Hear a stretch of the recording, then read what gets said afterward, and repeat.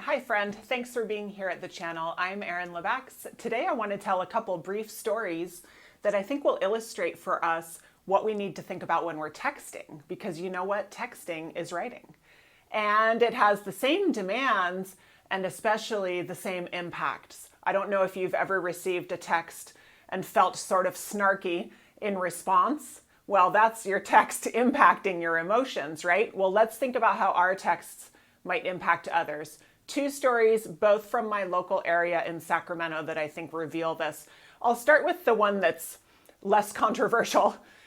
A realtor who sells homes, helps people buy homes, told me, and this is a very simple tip, like I said, not controversial. He said, well, many of his clients use different levels of writing and they use different styles and especially different levels of formality.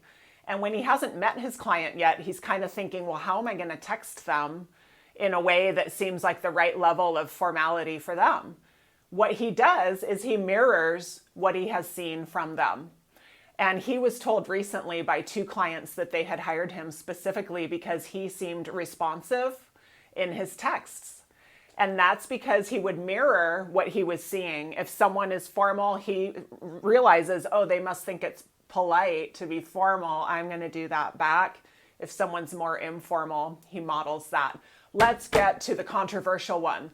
The second person I spoke to was a landlord renting out apartments in Sacramento. And here we have a situation where rents are very high, often higher than buying something. And so I was talking to him about how he chooses who he's going to let move in to one of his apartments. And at first I was very worried. He said, well, Erin, we conduct most of our conversation by text and I judge them by their texting.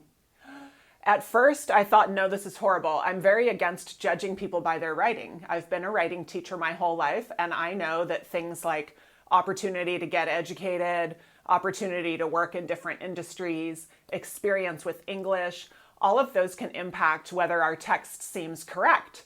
So I said, what are you doing? And he said, no, I don't care if they spell right or use punctuation the right way or anything like that. He's looking for one thing.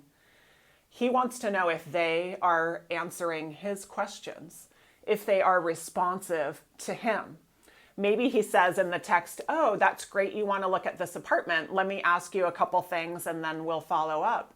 When he just hears back, cool, I'll be there Saturday, and they didn't answer the other questions, he takes that to mean that they do not have other focus, that they don't always think about what other people need, that they can't even be responsive to what he asked, knowing they wanted an apartment. And so he actually judges who would be the best renter by who has the best empathy and other focus when they text him back. Who has thought about what he asked? Who has thought about him, who's currently their reader? All right, so we want to think about our readers when we're texting too. So next time you text, remember, it's just like an email. Someone on the other side could open it up and feel a certain way.